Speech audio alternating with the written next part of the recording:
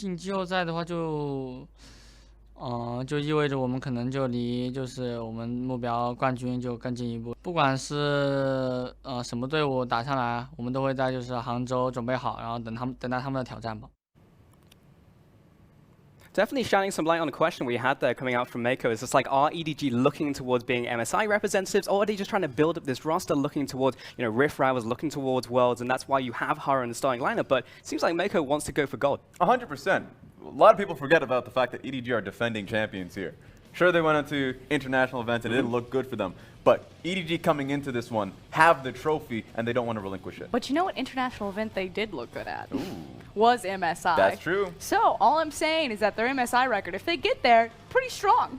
And just to finish up some of the housekeeping as well, Scout picked our MVP coming out of Game 2 as well. And this guy, he's definitely inconsistent, but when he hits hard. And the strength and why we're seeing a 2-0, possibly a 3-0 come out of EDG is the one strength that we gave to Rogue Warriors that was a weakness for EDG was the mid-jungle synergy. You now have Game 1, Haro MVP, Game 2, Scout MVP. So the weakness for EDG is stepping up on the day. And one thing I really liked what Scout was doing in those team fights, whenever Kindred would set up with an ultimate, he would try and flick out the enemy team and make them scramble to get back into it, or at least they would just lose footing entirely. So it was a nice detail that we were seeing in team fights coming out of his Taliyah, and we've seen Scout on Taliyah throughout the split, and that's been his best champion by far. I wonder if he gets his hands on it again. All right, here's my question. So from what we've seen today in this best of 5, do you think that RW are simply just outmatched from what we've seen out from EDG? It seems like they're just hitting them hard in the early game, and yes, they managed to get back around the mid game, but were then shut down once again because EDG had that lead in the early game. So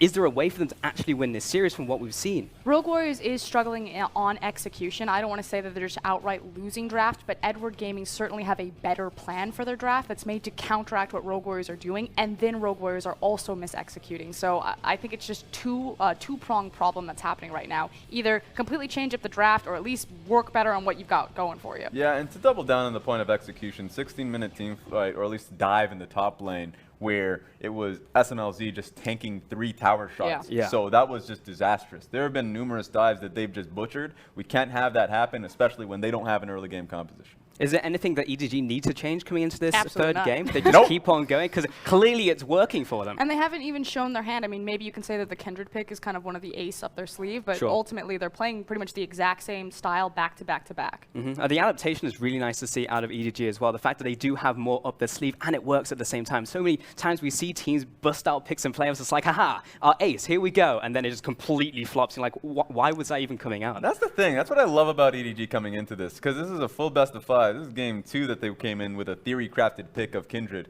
And sure, we've seen it once coming out of Pepper, but that was such a throwaway because Pepper comes in with like new junglers, or at least he comes in with a new style, but you never see it coming out of Haro, out of EDG in playoff time. So that's insane for them, and especially if they're able to take this one out cleanly 3-0, they're holding on to a few picks going into the finals. And they'll definitely need to if they want to face across from RNG, who pulled out the Senj pick that we saw earlier on in the NALCS. So kind of both are front runners, if you will. EDG, if they close out the series, and RNG waiting in Chengdu, have these secret picks that we haven't seen throughout the whole season of LPL. All right, last question. If I'm Rogue Warriors, am I literally just like hand down on the emergency button? Doinby, you got to carry. Kog'Maw. Get me a carry pick in the mid lane. Let's go. Do they just change up to the style we saw in that 5th game against BRG? Game 1, I said that they need to get the Varus pick. They need to get Varus pick. Early game, they need to be going hard. And even though I said that they don't necessarily need to take away the Kai'Sa pick, I just want an early game pick in some lane. Quickly, Frosk. Kog. Kog'Maw. Oh, there you you have go. it. That's all we need right now. We're going to send it over to the casters and get right into Champion Select.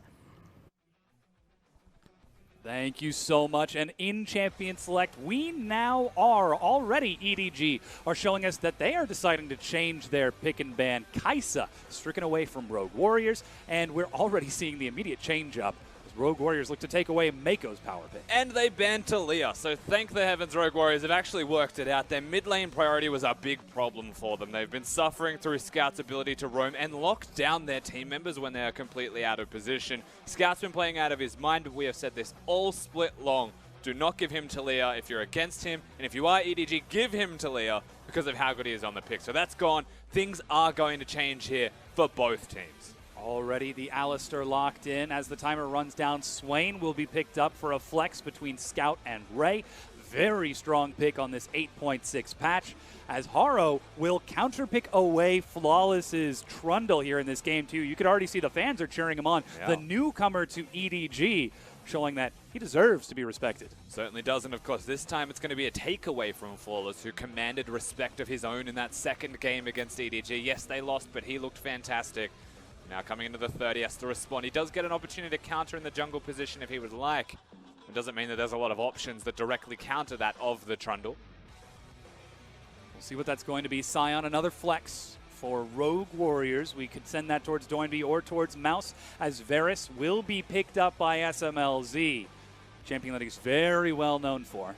This is good, and of course you can go towards an AD carry if you want an EDG side. You could go towards a support as well, but through the start of this third game draft pick ban phase, we have seen so many different changes, but it feels like they've picked each team, like each other team's respective compositions in an attempt to take them away just as much as it is to counter. That does mean Shen will go through towards EDG. Again, they're not giving away much here. We know that can go to Mako. We know that can go to Ray. There's still a lot of flexibility for this lineup. Yeah.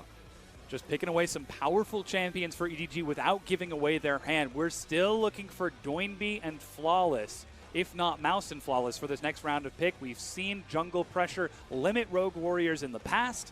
If unlocking Flawless brought them success in Game 2, will EDG try to shut him down in Game 3? And now we're starting to see the AD carry bans from Rogue Warriors, taking things away from Iboy. I wouldn't be shocked if a Caitlyn is actually something to follow here, but the Xayah gone's already a big deal.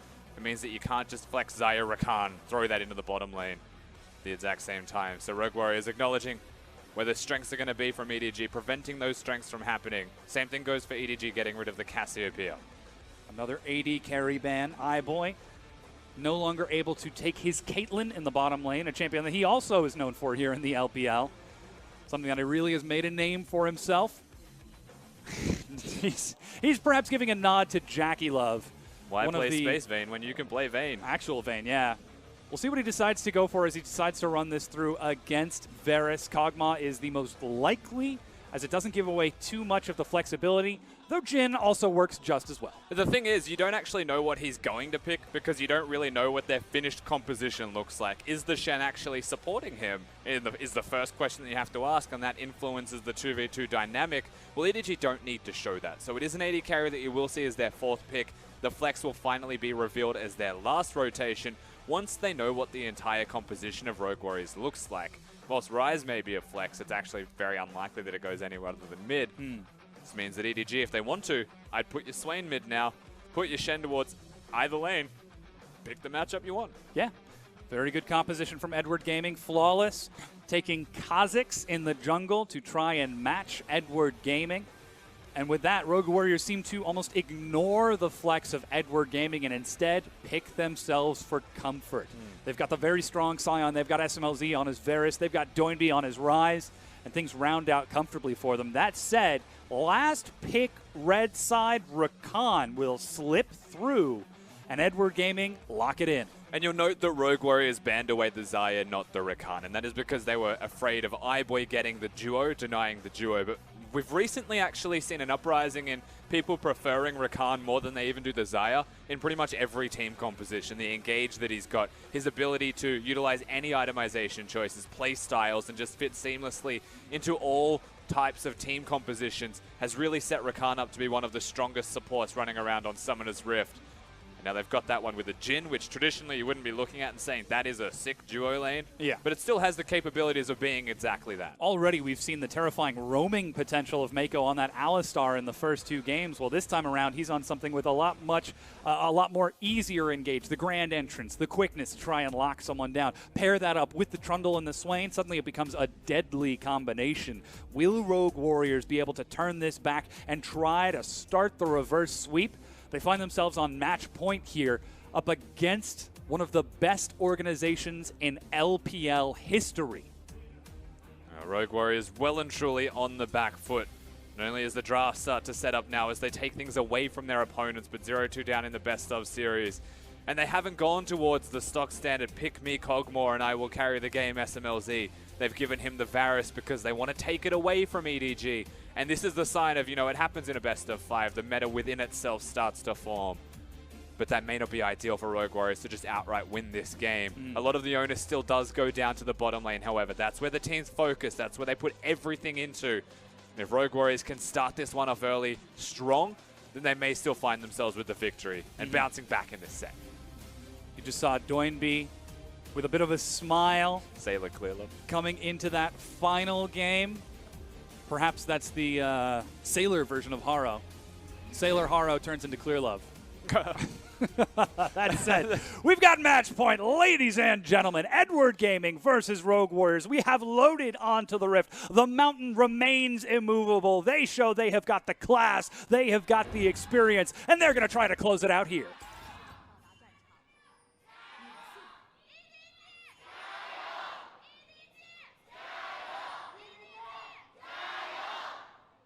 So the fans out in force, of course, for this third game, particularly for EDG. They've got the momentum.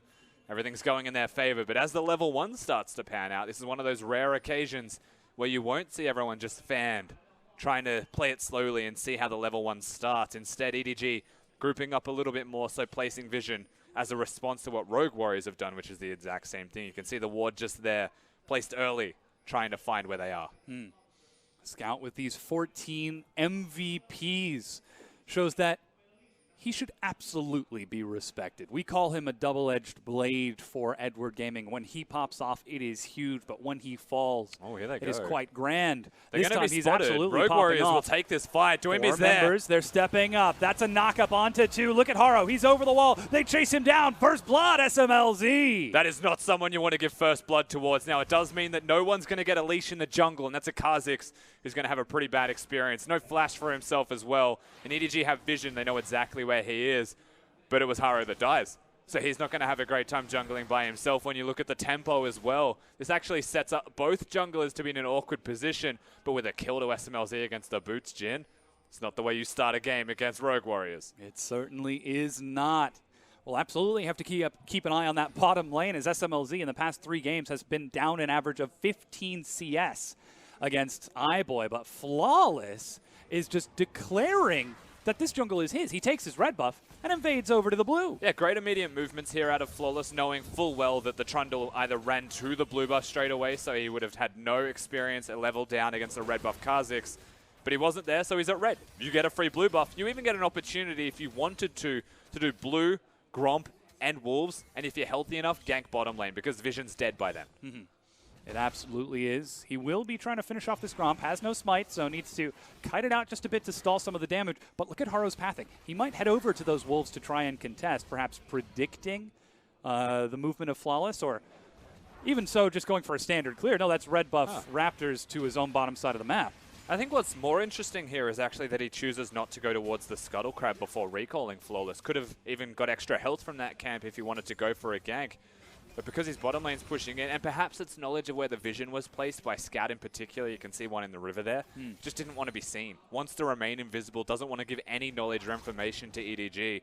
And even with Haru being able to find this Scuttle Crab, I'd be very confused as to where Flawless is. I almost want to invade to find him, because you just don't know. Oh, the engage onto SMLZ. He's caught by the snare, but Haro is on the way.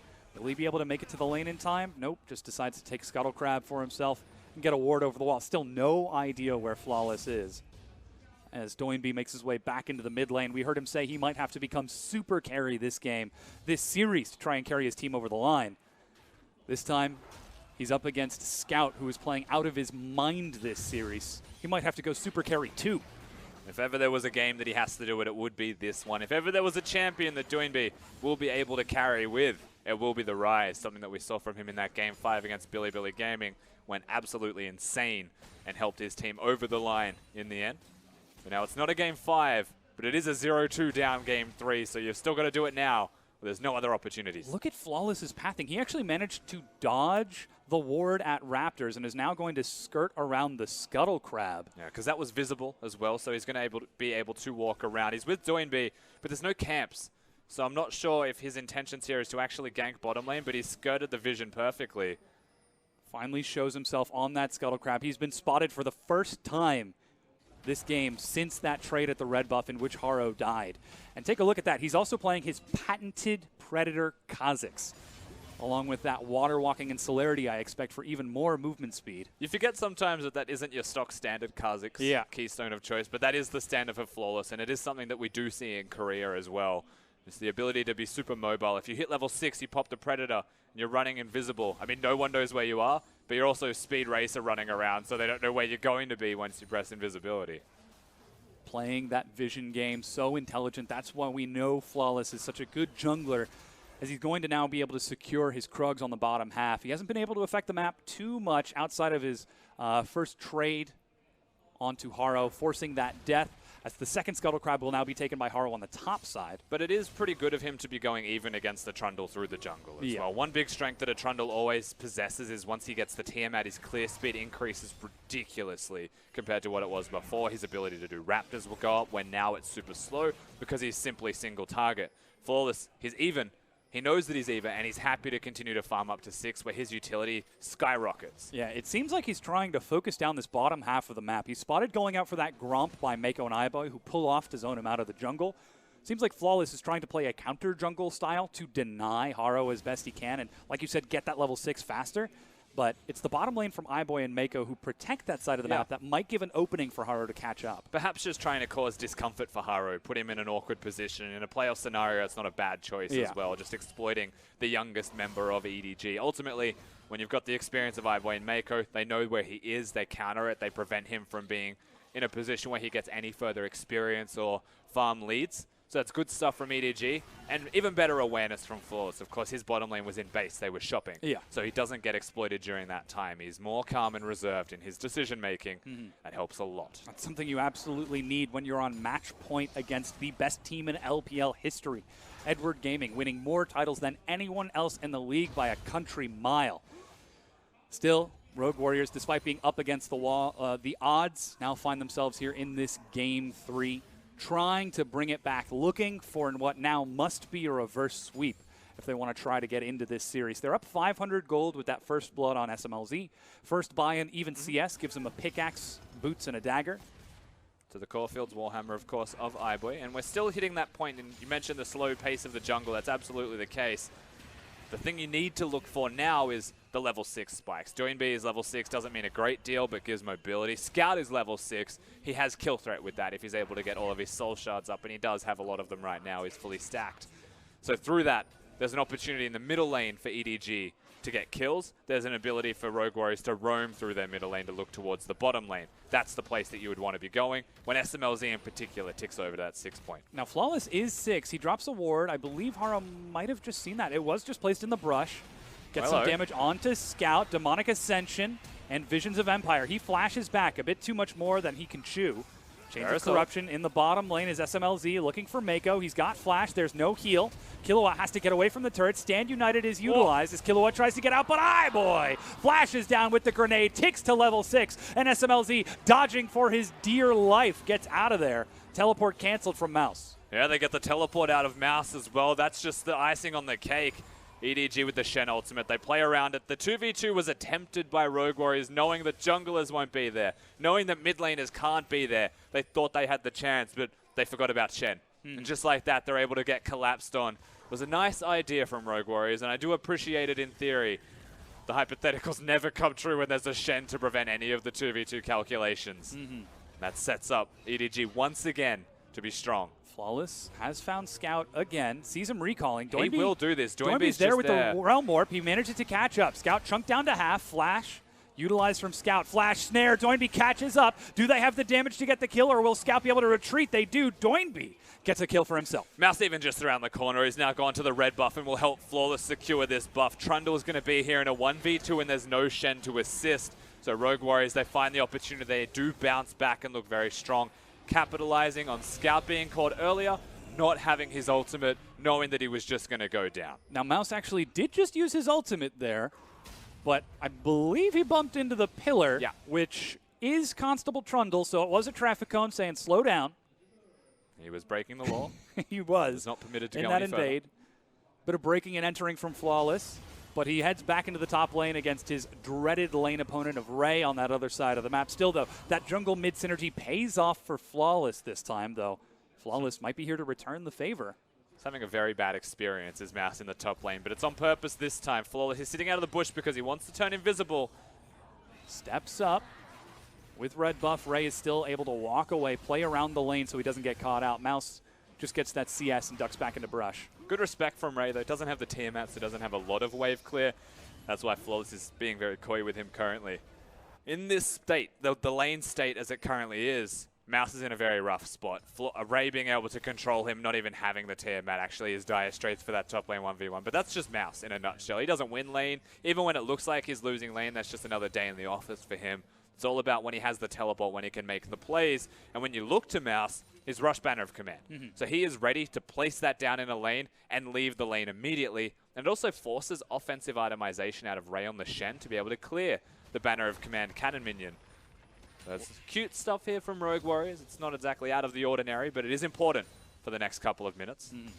We'll see what that next objective is going to be, if perhaps it's a dive bottom or a roam mid. Cloud Dragon, not huge incentive for the teams to take, though that certainly would be nice for the Kazakhs to maneuver between those bushes just a little bit faster. I'd actually say it's generally quite an important dragon in this game, for Swain even to stay close to people and be able to utilize that ultimate effectively. For the Kazakhs, like you mentioned, absolutely. But even the likes of Jin being a move speed-based champion trying to catch people down.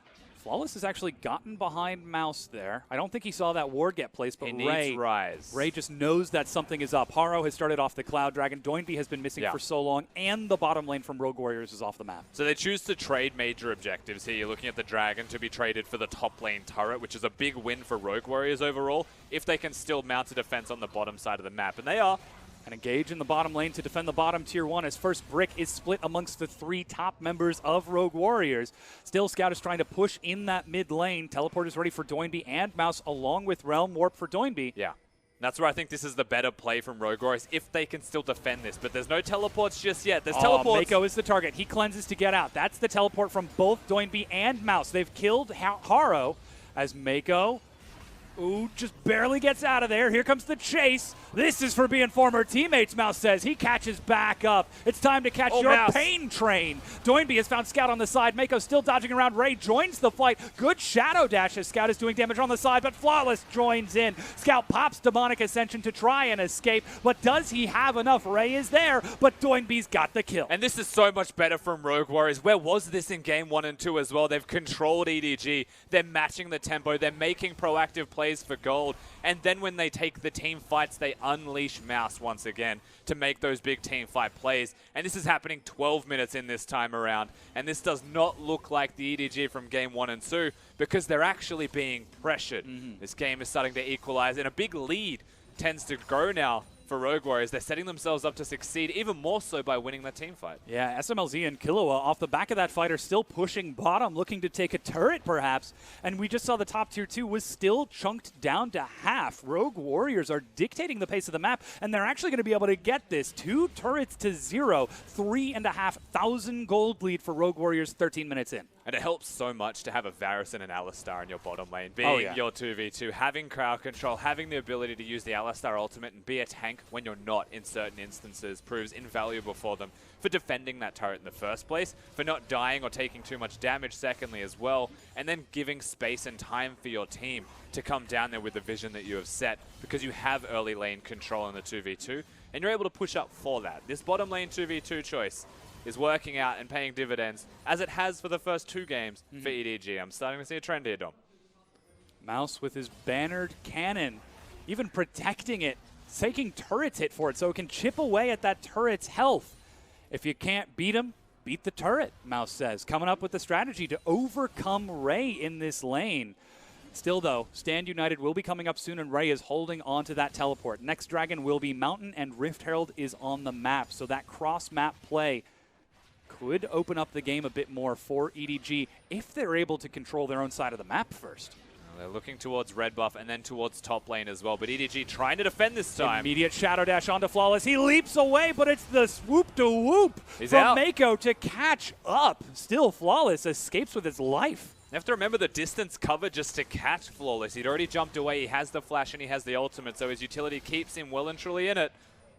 And he is starting to become online as that speed racer. As you can see him just sprinting through the screen. Rogue Warriors, the counterplay. They're looking for Scout. Yeah, Killua's over the wall. That's the rune prison. He flashes to safety as Mouse will slam into the turret. Teleport even being used and canceled by Ray. But that is the trade you take for Rogue Warriors. Just being in the middle lane, having some presence there, and being able to get that trade is a big win because you can come back later. Yeah. No flash for the Swain means that Killua can rinse and repeat this strategy. He's actually still got the flash available. And because every other turret except for mid lane is broken, you can go to Rift Herald if this doesn't work anyway. This is absolutely a different type of trade than the one we saw in Game 2. Inhibitor for a Tier 2, as now they're trying to take this mid-Tier 1. SMLZ steps up, still working away the health on it. As Mouse heads back top lane with that banner of command to keep Ray busy. Slowly but surely, EDG are giving up ground, as now the Rift Herald has been started by Rogue Warriors. When you put everything into trying to defend against the earlier game, but you lose at level 1, things start to become very awkward for you if you're EDG in this instance. Now, they are still just trying to scale up, get towards those big items. Spike Swain's hit levels, which is where he wants to be. Now just needs to follow that through with the itemization. And then he'll be super powerful. Ray, on the opposite side, you can see he's got the Titanic Hydra completed for himself. Good against the Banner of Command. Good against clearing waves. Not good against being survivable. Against the magic damage that comes out of Rogue Warriors, let alone the physical that'll also be there from Flawless. So he needs to scale up, get resistance items. And when he is online, he'll be able to help team fight with the team. And that's a very important feature for EDG. So it's about holding on right now. And like we said in the second game, just try and keep the gold difference where it is and don't let it snowball. It's so funny now that we're saying it for the other team. Edward Gaming are the ones who find themselves at a deficit in this Game 3, but as for, they group up in the mid lane. Doinby, he's got his level 11 Realm Warp, doesn't have teleport, the wave crashes in, and Edward Gaming actually find an opening in Rogue Warriors' flurry of attacks and are able to get an attack back. They certainly do. They pick themselves up the free little turret in there. Of course, the Rift Turret is still available and something that both teams should be looking towards. Right now, EDG, they are looking for an opportunity. They've got a sniff. They can smell out Doinby, but can they kill him? He wants the turret flash engage, and it turns out they cannot. You're correct, Rusty. He just hops over the wall and gets out. So far away from that bush that Mako had to try and flash engage and was still well off, was just going to sprint at him. They do get a flash out of Doinby, but they lose a turret. Yeah, you're exactly right. Top tier 2 now taken for Rogue Warriors, 3 turrets to 2. Bottom tier 1 was taken by Ray in the meanwhile as Flawless finishes off the Rift Herald, and Mountain Dragon is spawning in 10 seconds. Rogue Warriors have already got an advantage in terms of that gold and the neutral objectives. Will they be able to try to get back to even in these elemental dragons? EDG do have complete vision control of the river and defensively inside their own blue buff. You can see that on the minimap right now, but they've just got the Rift Herald. They're able to push forwards. They don't even need the Herald to break this turret. In fact, it is going to be given over for free. This means that they now have more control of the Rift as well, equalizing that of EDG. And now they've got the vision with that. Very risky for Edward Gaming to press forwards at all. Especially with Mako's quickness and flash on cooldown, plus no Hex Flash, so no way to get in quickly on top of a target.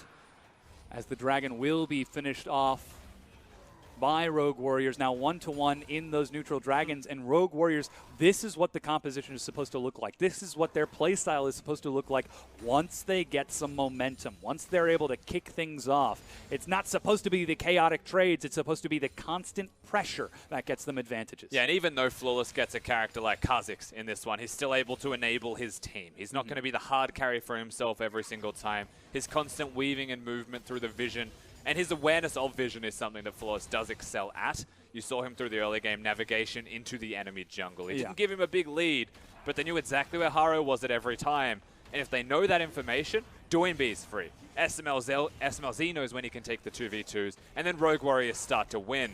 And the biggest thing that we have to mention, and I'm sure will get mentioned on the desk, is that Scout's not playing Talia, and that Doinby has been actually free to move. And suddenly they're winning. All it takes is that one change to alter the strategy of Edward Gaming. And it's opening up a CS advantage. It's got kills. They've got turrets. Rogue Warriors now dictating the map. And in 45 seconds, Baron spawns. The early game, Edward Gaming can give up a few turrets, can give up a few neutral objectives. Well, suddenly the stakes are being raised, I should say. And EDG... Cal's on an escalator, Dom. That's the one. EDG will have to try and match it. We know that this is one of the best teams in the league. That's actually the Predator being used. Yeah, he's trying to find them, and right now, this Rise going top lane. Big burst onto Haro, chunks him down to half, and Whoa. he clears it out. Realm Warp up top, as you mentioned. Scout is the target. SMLZ tries to get in. Curtain call into the backline. Killua is there, and Scout kills SMLZ. He will trade his life for it, though. Fourth bullet not enough to kill Flawless, as that is still 1-for-1, but Killua drops and makes it 2-for-1 in favor of EDG. Knockup prevents Haro from chasing just a bit further, as Doinby will be able to walk it off. Good little slow there to disengage from Flawless on the back end, but the AD carry is dead. Rogue Warriors' hopes and dreams of winning that team fight are completely gone with that, simply because Scout is swaying, and he had the stopwatch. He's able to keep himself alive for such a long period of time that they couldn't kill him without trading their carry's life. It doesn't mean EDG get control of the Baron by any means, but it does get them one step closer to at least having vision in that area, and that is the most important part right now. Mouse already has a banner of command. They're trying to scale up to that point, and this disconnected movement from Rogue Warriors, bringing only SMLZ, who misses the ult, and Doinby, and then having to teleport someone in, so much time has been burnt. Good flash from SMLZ. He does play the fight as well as he can, but he can't do anything else. Scout's still swaying. And that's where we see the mechanical ability for Rogue Warriors still coming up big in trying to take that fight, but EDG just as on fire in this series. They've still got the 2-game advantage. Now Rift Herald dropped in the mid lane, perhaps to buy some time. Yeah, just gives them access towards deeper vision control if they would like. You have to bring someone to try and defend this, at least show yourself in the area. So 3 of them nearby does give Rogue Warriors availability into the red side jungle. And we just saw a contrast of what happens when Scout's not on Talia. He doesn't control the early game as well. He doesn't control Doinby as well. But he's still a team fighting character, and he's team fighting right now super strong. So moving forwards, that's what you're looking at for EDG. Get the 5v5 going, get Scout going insane. Now we've actually got Rogue Warriors pushing up onto this mid-tier 2. It's chunked initially by the Rift Herald, but with a bannered cannon, it barely stands a few seconds before shuddering under the weight of Rogue Warriors' push. And 5 turrets to 2. Mouse trying to clear out some vision for his team, deny EDG entrance to that Baron pit, opening up the map even more, something Flawless has got to be really happy about. We're at a point in the game, though, when you look at Rogue Warriors' engage tools, if you're a front-to-back standard 5v5 fighting, not really a possibility. But look who's coming down. Mouse. Looking towards Ray. Can he drift around the corner? Oh, we got him. Man, he actually catches up to Ray.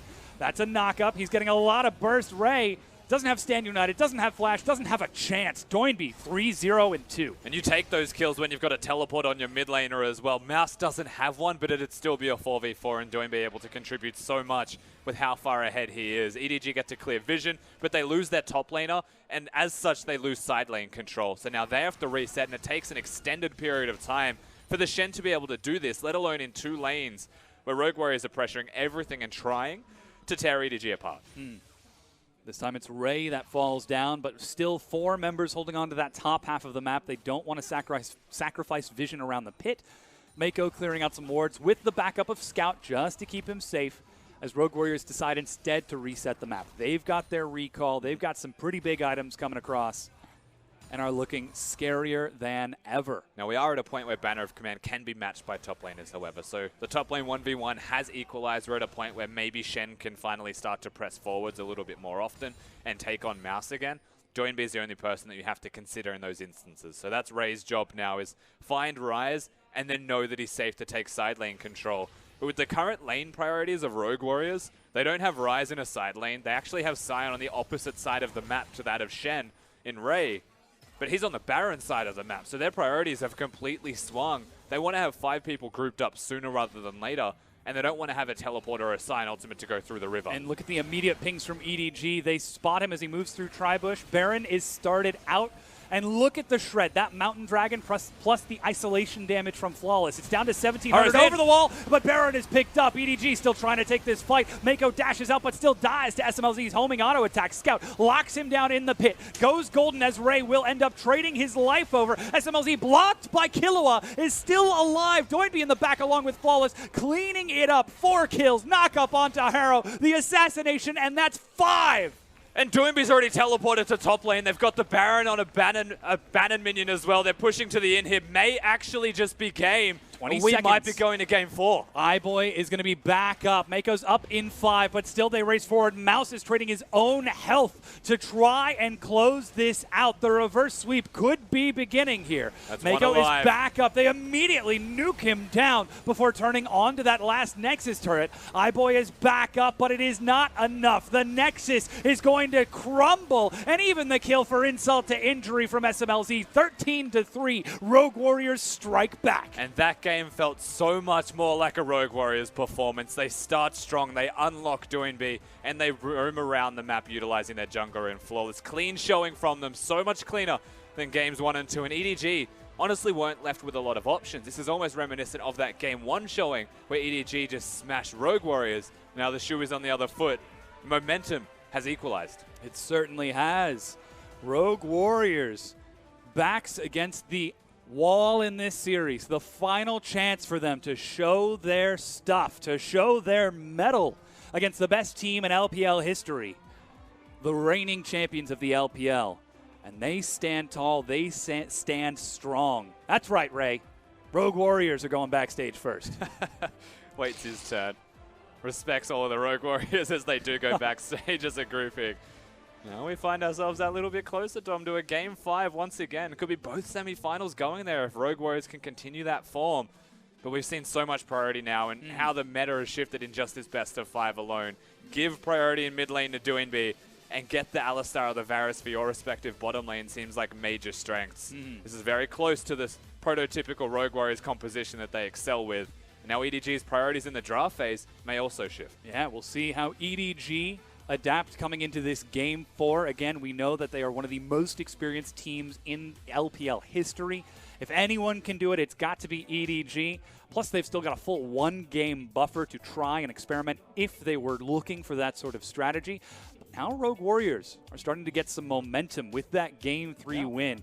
Could we be seeing the reverse sweep beginning here? Don't forget, Dom, the Lord and Savior is also just waiting in the wings in Clear Love, so it's not an easy feat to do for Rogue Warriors, but they're one step closer. We're about to find out, though. Still, let's hear from our analyst to break down how Rogue Warriors brought back that game 3. Thank you so much, Dom. And you know what? We have a series on our hands. We're on the board, Actually, boys. We're on the board. Rogue Warriors get that 1 win, taking us to a game 4. We're going to at least have another game right here. It is still match point, so it's still scary for Rogue Warriors, but they managed to pull it back. And if they're going to do it, they're going to do it in the fashion which I thought it was going to be, which is the early game. They were getting pushed too many times, game after game, where they were just crumbling and having to play reactively. This time around, they take the first step. Varus was a major priority that they were able to get for themselves, and the mid lane as well. Yeah, that's the big thing for me, is that mid lane. Rusty said it on Cass. Yes, we're going to talk about it on the desk. Denying the Talia away from Scout, one of his best champions, and then it opens up the ability for Doinby to go off on Rise, to be able to make those momentum-based plays by rotating towards the bot side and getting things snowballed. Yeah, immediately able to get us push for himself, so suddenly the Kazakh's pick is unlocked. So now we just have early aggression coming out of the team, and that's what we wanted to see from the beginning. Now, that said, the draft just came up on your screen. I want to point at some picks that I don't really agree with from EDG. Okay, let's go. And it starts with Jhin, and it ends with Rakan. Now,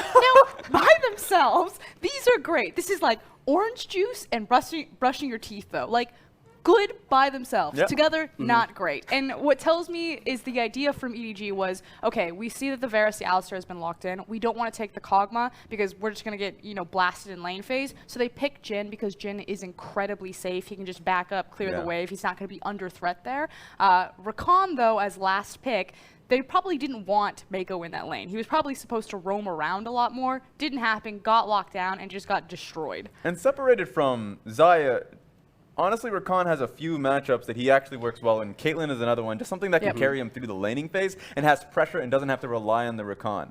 So I would love to see, if it's going to be a Rakan, a Caitlyn. Or, it got banned later on, but if you're going to have the Jhin, give me an Alistar. Something that provides space for Jhin to work with, because Rakan is way too squishy, especially in the early portions of the game, to allow those early game skirmishes to work in their favor, so they conceded way too much. Now, you said it started and ended in the bottom lane in terms of the problems for EDG. Now, was it literally just them playing too safe? Because we saw in the first 2 games, they managed to get massive advantage in the early game, shut down Rogue Warriors before they could get to those team fights. So was that the reason, or was it execution in game? I mean, yes, it's execution. The thing is I've watched so much of EDG, like, we can say exactly what champions EDG's members really thrive on. We say it time and time again. Talia for Scout, it's one of his best champions. He cannot play Swain. Like, physically, he can play Swain. You just watched him pick it. That's but true. it's not an effective champion for him. It's Swain doing a lot of the work. But Edward Gaming, they've been around for so long, and they're such an established organization, it almost feels like there's some hubris there in terms of forcing picks that they just aren't as effective on and they shouldn't even be looking at to begin with, and then they give away other priority picks or power picks for themselves, and it happens way too often for EDG. And then when you look at what happened in-game, all this kind of surmounted into basically a very fast win. We've actually seen a lot of very fast games coming out here. We're going to take a look at that final fight that really sealed the deal there for Rogue Warriors, and it was around this Baron. And this is the big takeaways, because they already had control in this area. They already had the vision control heavily here. It's all on EDG trying to get at least any desperation point. Maybe picking up the Baron, it didn't happen. Maybe trying to see if they can get a pick across, but that's just a throwaway. So this fight was just essentially the result of what was happening for the first 20 minutes. Yeah. Not pretty from EDG. Again, this type of composition, these types of champions, they're not known for any of these champs. I mean, Jin, that you got some balls picking that across from SMLZ because that's one of his signature picks, and it just did not pan out. Yeah, and that hubris right there gave way for Rogue Warriors to come back into this series. And a lot of that really just came off the back of Doinby. He will be picking up our man of the match in this one as well. And while we've seen the rise come out of him previously in this series, this is where we really got to see him shine. 85% kill participation. Now he's had a very high Super kill. carry Doinby. Super carry. But yeah, he's always had that high kill participation because when he leads the fight, they usually end up coming out with a win. I know that a stat that's been coming across from the LPL specifically is the engage statistic of mid laners. He has the highest part of it, just being able to be that first person that goes forward in his team, and that's what we got to see here. And the biggest thing is to continue to unlock super carry Doinby, they need to continue to ban the Talia. So do EDG then swap sides and start to take advantage of Rogue Warriors being hamstrung in draft a little bit, since they're trying to deny so many power picks. Try and swap it up, look for the mix-ups, especially if you're Rogue Warriors, and try and get another win right here, because it did seem like it did start from those pick and bans. We'll see if they can do it once again, as we will go to a quick break before we get back for our Game 4.